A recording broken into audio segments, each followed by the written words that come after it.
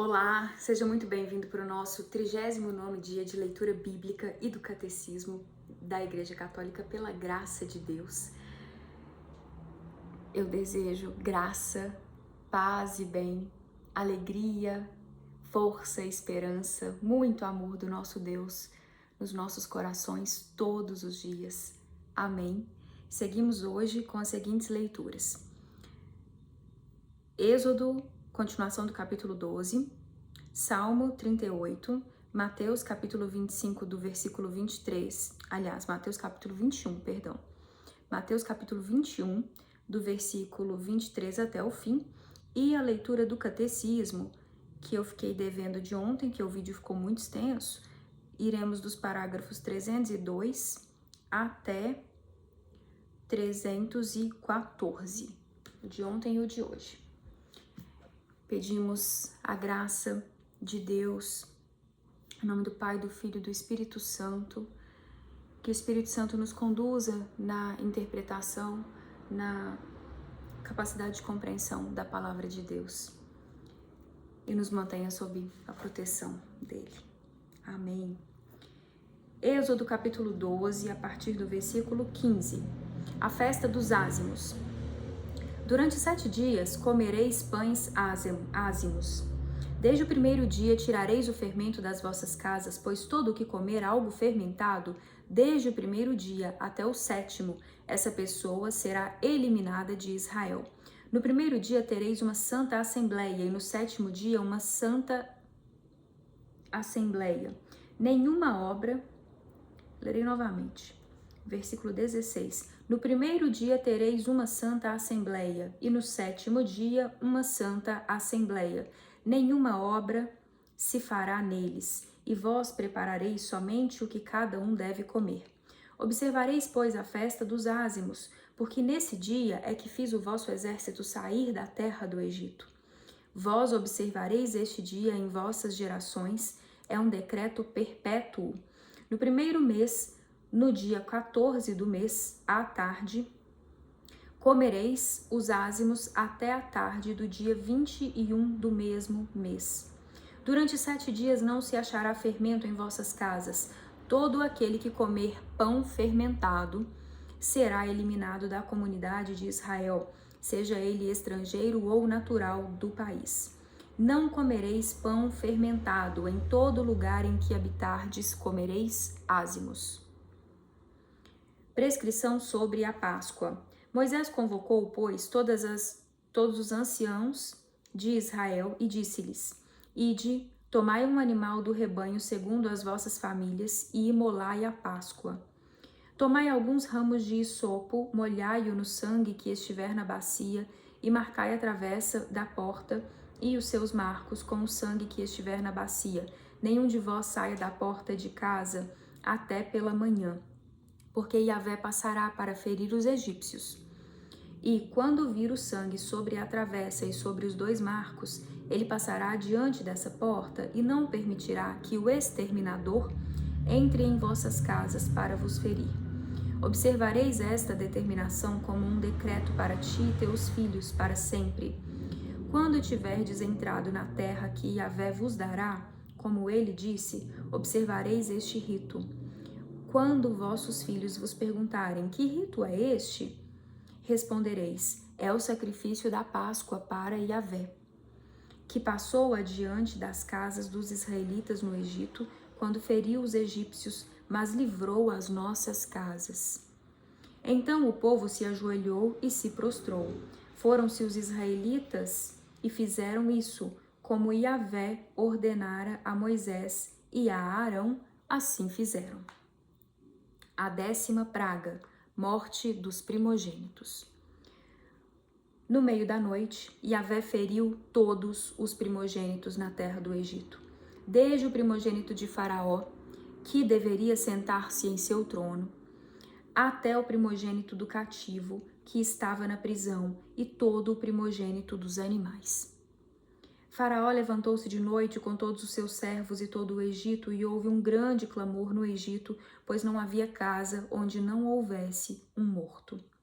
Faraó, chamando Moisés e Arão naquela mesma noite, disse: Levantai-vos e saí do meio de meu povo, vós e os israelitas.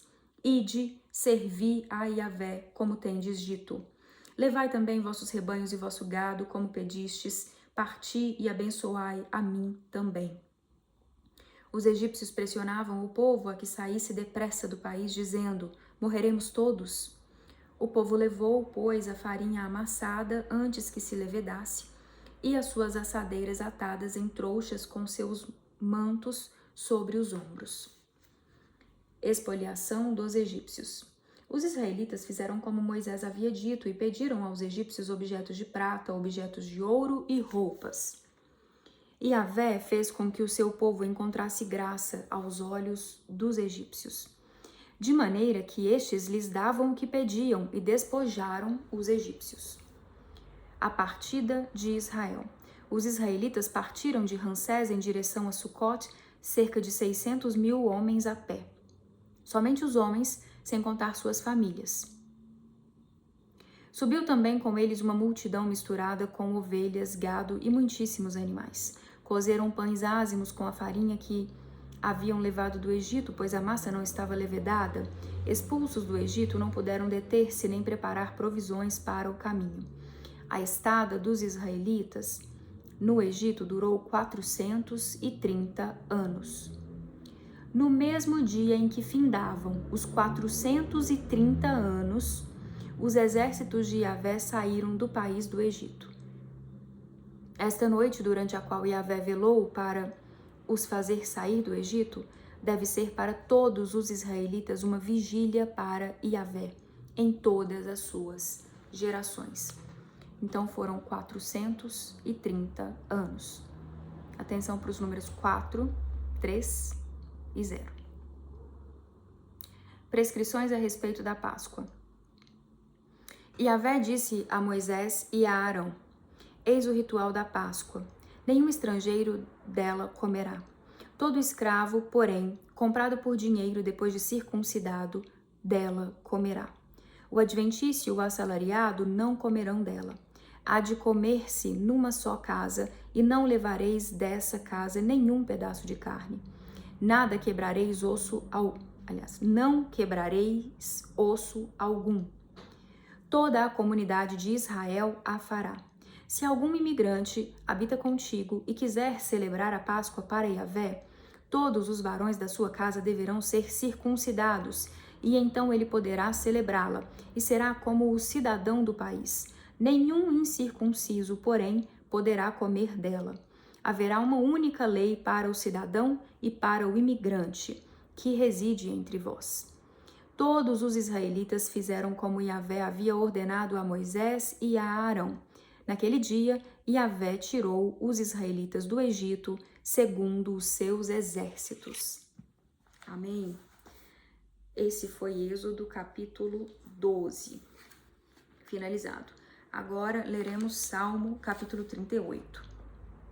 Prece na angústia, Salmo de Davi para comemorar. Yahvé, não me castigues com tua cólera, não me corrijas com teu furor. Tuas flechas penetraram em mim, sobre mim abateu-se tua mão. Nada está ileso em minha carne, sob tua ira. Nada de são em meus ossos após meu pecado.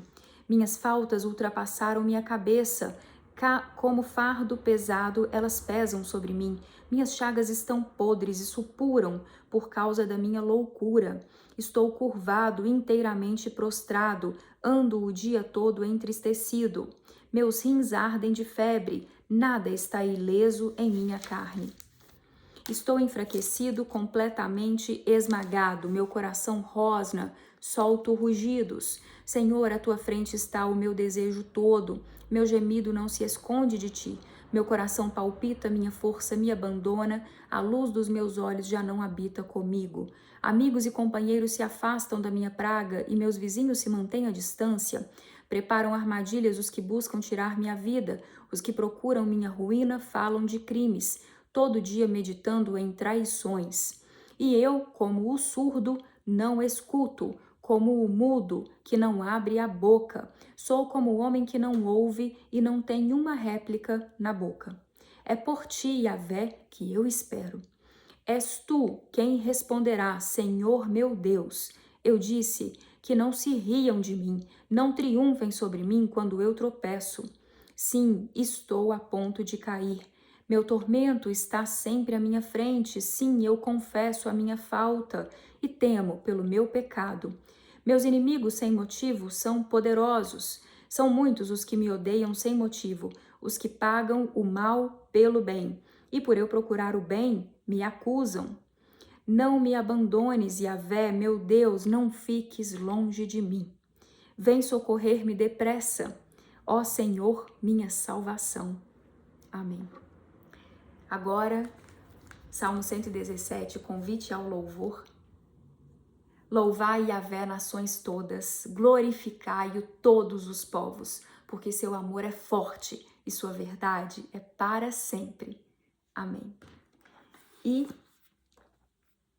Mateus capítulo 21, a partir do versículo 23. Pergunta dos judeus, continuação, né?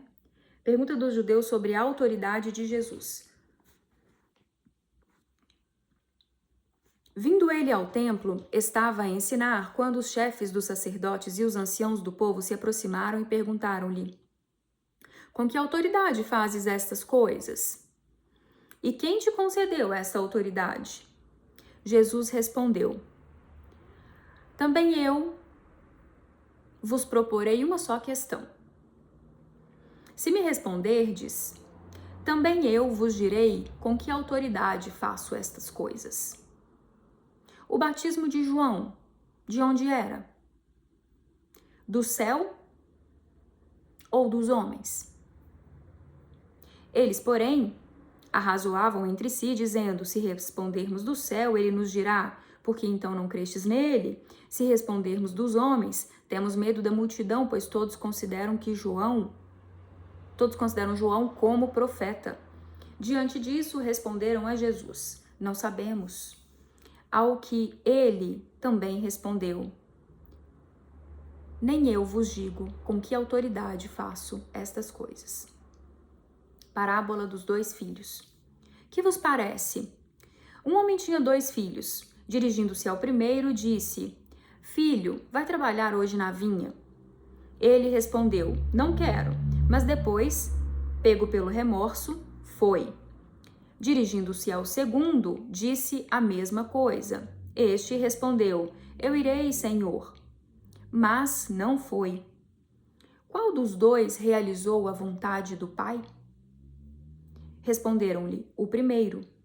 Então Jesus lhes disse: Em verdade vos digo que os publicanos e as prostitutas vos precederão no reino de Deus. Pois João veio a vós num caminho de justiça, e não crestes nele. Os publicanos e as prostitutas creram nele. Vós, porém, vendo isso, nem sequer tivestes remorso para crer nele.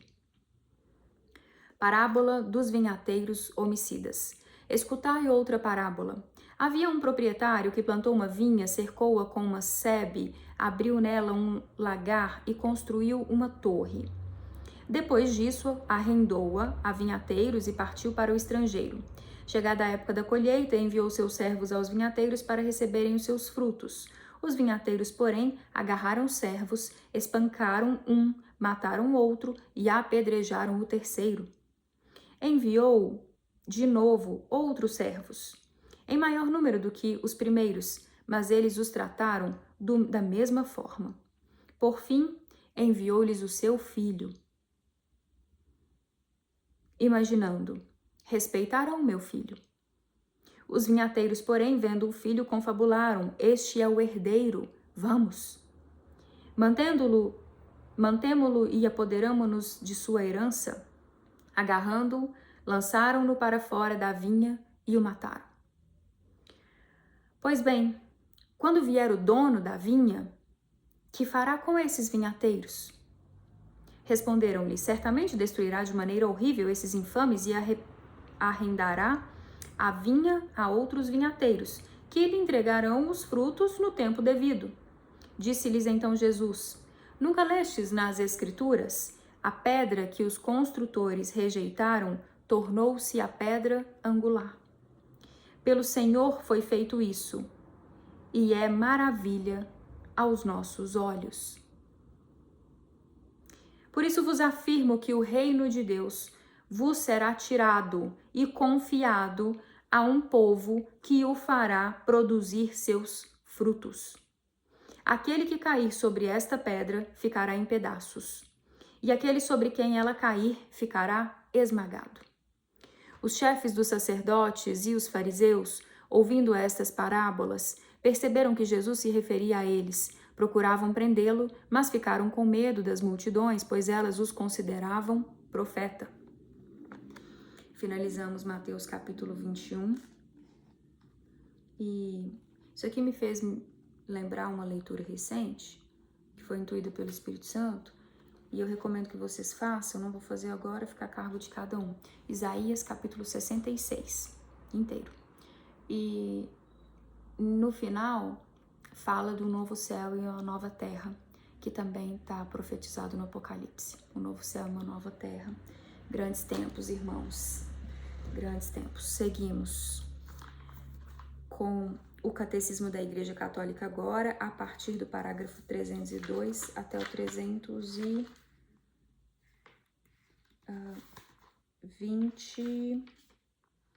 até o 314. 302 e 314. Antes de começar, vamos fazer a leitura do Credo na versão símbolo niceno-constantinopolitano. Creio em um só Deus, Pai Todo-Poderoso, Criador do céu e da terra, de todas as coisas visíveis e invisíveis. Creio em um só Senhor, Jesus Cristo, Filho unigênito de Deus, nascido do Pai antes de todos os séculos. Deus de Deus, luz da luz, Deus verdadeiro de Deus verdadeiro, gerado, não criado, consubstancial ao Pai. Por ele todas as coisas foram feitas, e por nós, homens, e para a nossa salvação, desceu dos céus. E encarnou pelo Espírito Santo no seio da Virgem Maria e se fez homem. Também por nós foi crucificado sob Pôncio Pilatos, padeceu e foi sepultado. Ressuscitou ao terceiro dia, conforme as Escrituras, e subiu aos céus, onde está sentado à direita do Pai. E de novo há de vir em sua glória para julgar os vivos e os mortos, e o seu reino não terá fim. Creio no Espírito Santo, Senhor que dá a vida, procede do Pai e do Filho, e com o Pai e o Filho é adorado e glorificado, ele que falou pelos profetas. Creio na Igreja una, santa, católica e apostólica. Professo um só batismo para a remissão dos pecados e espero a ressurreição dos mortos e a vida do mundo que há de vir. Amém. Agora seguimos com a leitura 302. Deus realiza o seu projeto, a divina providência. A criação tem sua bondade e sua perfeição próprias, porém não saiu completamente acabada das mãos do Criador. Ela é criada em processo de caminhada para uma perfeição última a ser ainda atingida, para a qual Deus a destinou. Chamamos de divina providência as disposições pelas quais Deus conduz sua criação para esta perfeição. Deus conserva e governa com sua providência tudo o que criou. Ela se estende com vigor de uma extremidade à outra e com suavidade governa todas as coisas. Pois tudo está nu e descoberto aos olhos daquele a quem devemos prestar contas, mesmo aos atos dependentes da ação livre das criaturas. Forte isso aqui, né? Lembra a onisciência de Deus, Deus que tudo vê, nossos pensamentos, nossos corações, Deus conhece tudo. Amém.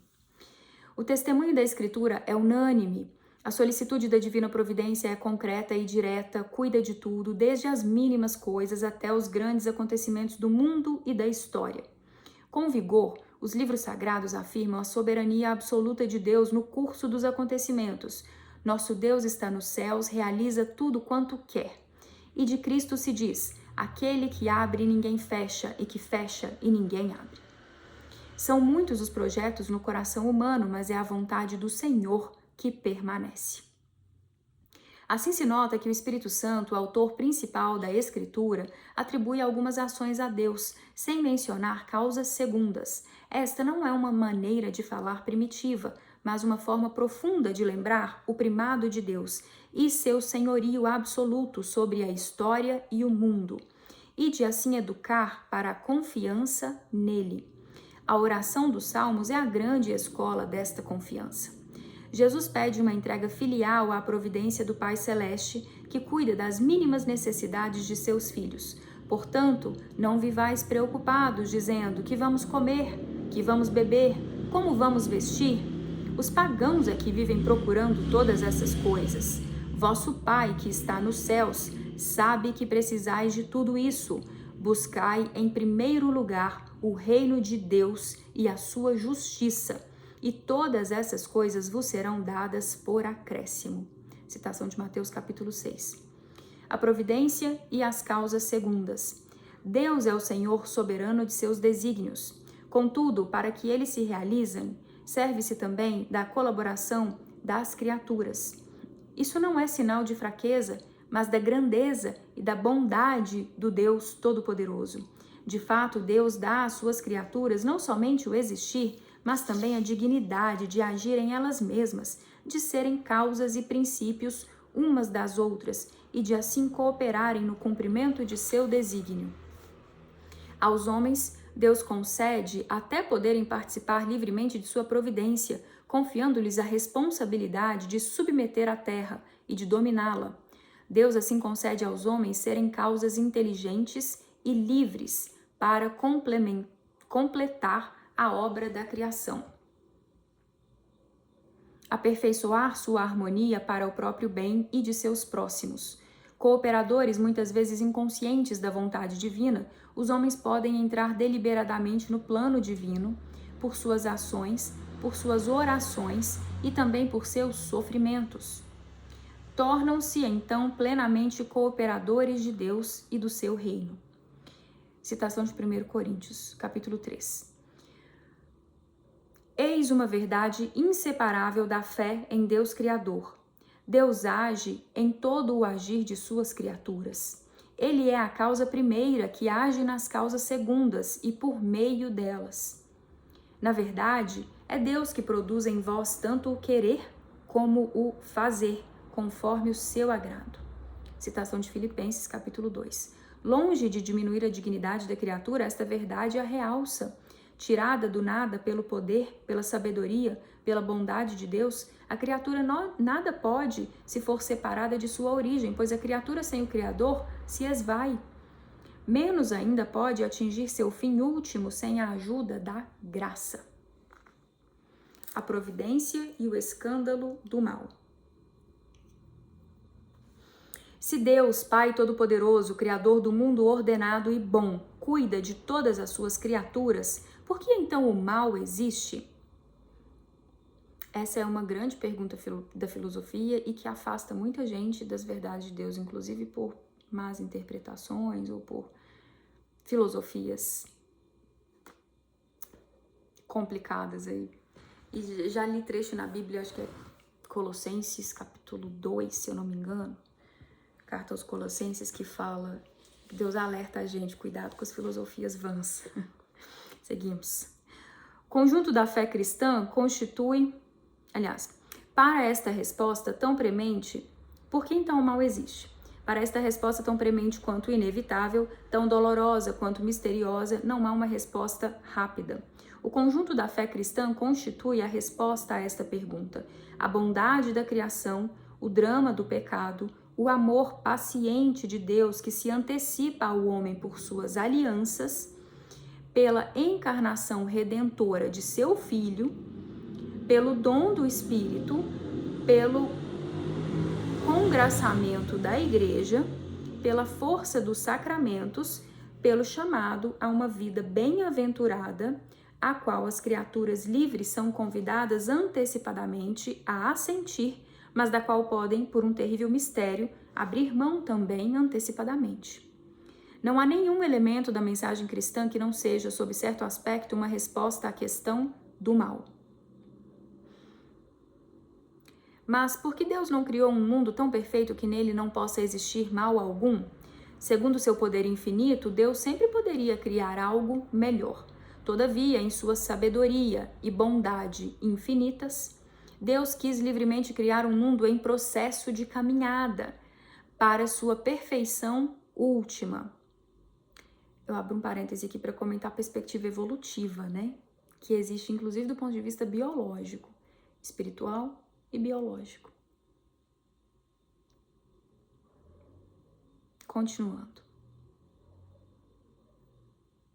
Este devir permite, no desígnio de Deus, juntamente com o aparecimento de determinados seres, o desaparecimento de outros, juntamente com o mais perfeito, também o menos perfeito, juntamente com as construções da natureza, também as destruições. Juntamente com o bem físico, existe, portanto, o mal físico, até que a criação tenha atingido sua perfeição. Os anjos e os homens, criaturas inteligentes e livres, devem caminhar para seu destino último por opção livre e amor preferencial. Podem, no entanto, desviar-se. E de fato pecaram. Foi assim que o mal moral, incomensuravelmente mais grave do que o mal físico, entrou no mundo. Deus não é, de modo algum, nem direta nem indiretamente, a causa do mal moral. Todavia o permite, respeitando a liberdade da sua criatura, e misteriosamente sabe auferir dele o bem. Pois o Deus Todo-Poderoso, por ser soberanamente bom, nunca deixaria qualquer mal existir em suas obras se não fosse bastante poderoso e bom para fazer resultar do mal o bem. Assim, com o passar do tempo, pode-se descobrir que Deus, em sua providência toda poderosa, pode extrair um bem das consequências de um mal, mesmo moral, causado por suas criaturas. Não fostes vós que me enviastes para cá, mas Deus. Vós planejastes fazer o mal contra mim. Deus, porém, converteu-o em bem. Exaltar-me para dar a vida a um povo numeroso. Citação de Gênesis, capítulo 45. Do maior mal moral jamais cometido, a saber, a rejeição e homicídio do Filho de Deus, causado pelos pecados de todos os homens. Deus, pela superabundância de sua graça, tirou o maior dos bens, a glorificação de Cristo e a nova redenção. Com isso, porém, o mal não se converte em um bem. Sabemos que tudo contribui para o bem daqueles que amam a Deus. Citação de Romanos, capítulo 8. O testemunho dos santos não cessa de confirmar esta verdade. Santa Catarina de Sena diz, minha queridinha Santa Catarina de Sena, gente, vale a pena buscar essas cartas, tem muita coisa linda. Aqueles que se escandalizam e se revoltam com o que lhes acontece, tudo procede do amor, tudo está ordenado à salvação do homem. Deus não faz nada que não seja para esta finalidade. Santo Tomás More, pouco antes de seu martírio, consola sua filha. Não pode acontecer nada que Deus não tenha querido. Ora, tudo que Ele quer, por pior que possa nos parecer, é o que há de melhor para nós. Lady Juliana de Norwich, aprendi, portanto, pela graça de Deus, que era preciso apegar-me com firmeza à fé e crer. Com não menor firmeza, que todas as coisas irão bem. Tu mesmo verás que qualquer tipo de circunstância servirá para o bem. Me lembrei aqui, assisti há algumas semanas uma entrevista lindíssima do Danilo Gentili, em que ele citava situações, um testemunho muito bonito, de muitas provações pelas quais ele passou durante um período duro da vida, antes de as coisas melhorarem, tal. E aí ele cita que tudo que acontecia, ele lembrava de um trecho bíblico que fala: por tudo dai graças, por tudo dai graças, por tudo dai graças. Então, é um desafio e muito importante que nós nos lembremos disso todo o tempo, para lembrarmos e entendermos como o que às vezes aos nossos olhos parece mal tem um propósito que pode ser edificante, né? enxergar tudo com propósito e por tudo dar graça e entender que nada, lembrar, ter fé que nada foge do controle de Deus. Continuando. Cremos firmemente que Deus é o Senhor do mundo e da história, contudo os caminhos de sua providência nos são muitas vezes desconhecidos. Só quando virmos, desconhecidos. Só no final, quando acabar o nosso conhecimento parcial, quando virmos Deus face a face, citação de 1 Coríntios, capítulo 13, teremos pleno conhecimento dos caminhos pelos quais, mesmo por meio dos dramas do mal e do pecado, Deus terá conduzido sua criação até o descanso desse sábado definitivo, em vista do qual criou o céu e a terra. Graças a Deus, mais um dia cumprido. E eu vou deixar na descrição desse episódio as referências de ontem e também referências que eu já deixei em outras descrições, mas vou deixar novamente, sobre Enoque. Enoque, que é citado, foi um grande profeta que esteve na presença de Deus e voltou com informações relevantes sobre a questão do pecado, da queda angelical, da origem do mal, e tem muita coisa, ele falou muita coisa sobre o plano salvífico de Deus e esse período do juízo final, que é o que a gente está vivendo, Apocalipse, né? É esse grande período espiritual que está conectado com o início. Lembrar que a Bíblia é o plano salvífico de Deus, Deus que se revela progressivamente para a humanidade, né? Então, as citações de Enoque são importantes nesse momento. Eu vou deixar aqui algumas referências que estão no YouTube para isso também, para quem ainda não assistiu, vale a pena. Tudo que eu tô deixando nas descrições, vale a pena dar uma atenção. Eu recomendo bastante. Graça e paz e até a próxima, se Deus quiser e permitir. Amém.